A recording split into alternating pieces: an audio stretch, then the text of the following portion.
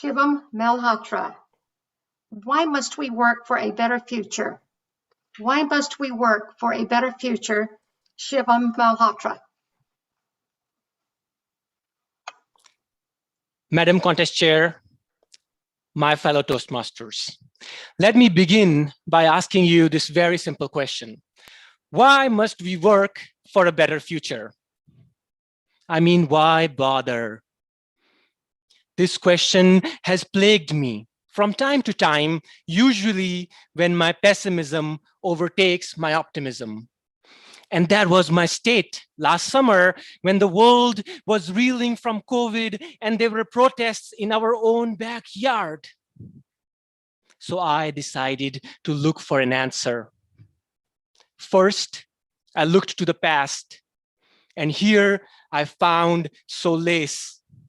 In the words of Robert Kennedy, when he said, "Only few have the greatness to change the course of history itself.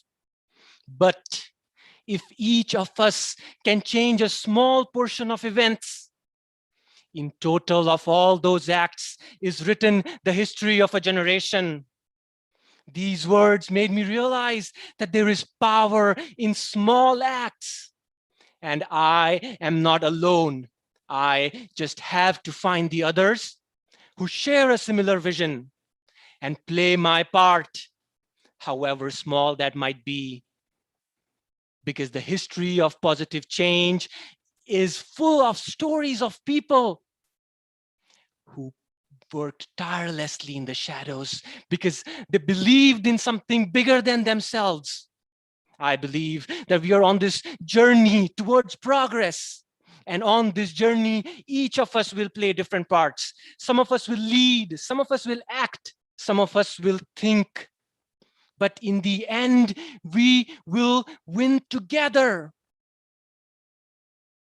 Next, I looked to the present. And here I found wisdom.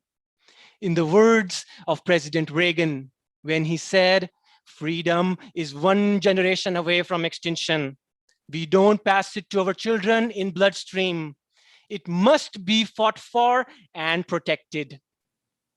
These words made me realize that each new generation inherits a responsibility to not only build upon, but to preserve the things we cherish.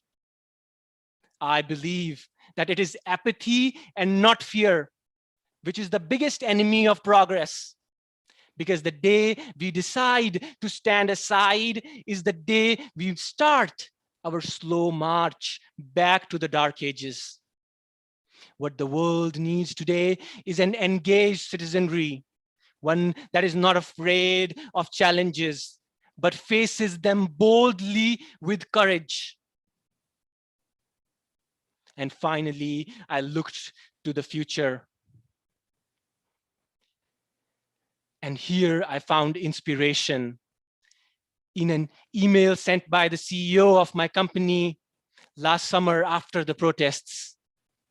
And that email had these words that spoke to me. If you can close your eyes, and if you can imagine a world which is better than today, that is the reason enough to work for it. And my friends, I was able to imagine a world which was better than today. Few decades ago, a man stood in front of the Lincoln Memorial in Washington and said out boldly, "I have a dream." And the very act of saying those words inspired millions. And that is the power of dreams. Dreams connect us to our past, because our present is culmination of the dreams of people who came before us. They dreamt of things like food security, better healthcare, civil liberties, and all the things that we take for granted today. It was all a dream once. And these words made me realize that future is not determined, that what it will look like will be shaped by the power of our dreams and the strength of our will So my friends, never let go of the dream of a better future. In conclusion, I do realize that today we face incredible challenges as humanity, from war to poverty to climate change. And some may even say that odds are against us. And to them, I say, what were the odds of building the pyramids? What were the odds of going to space?